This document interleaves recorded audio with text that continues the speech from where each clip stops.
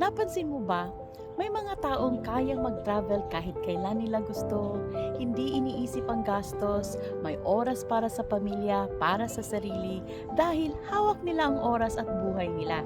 Samantalang yung iba, kahit ilang taon ng OFW nagtatrabaho sa ibang bansa, sakto lang palagi or kulang pa rin at palaging umaasa sa susunod na sweldo.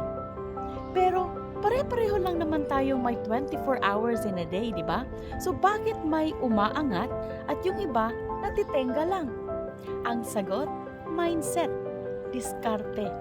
Ang mga successful na tao, hindi tumitigil sa unang failure. Hindi takot mag-sacrifice, handang matuto.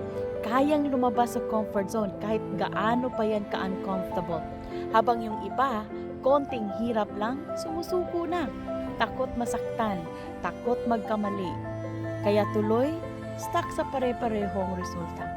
Ngayon, itanong mo sa sarili mo, anong klaseng tao ka? Yung kontento na lang sa sakto? O yung handang magsakripisyo para maranasan ang buhay na pangarap mo? If you're ready to break free and build the life you truly deserve, message me. Let's talk about how you can start creating your own time and financial freedom, just like I did. Walang magic dito, just the right mindset, support, and system. The first step, decide, then take action.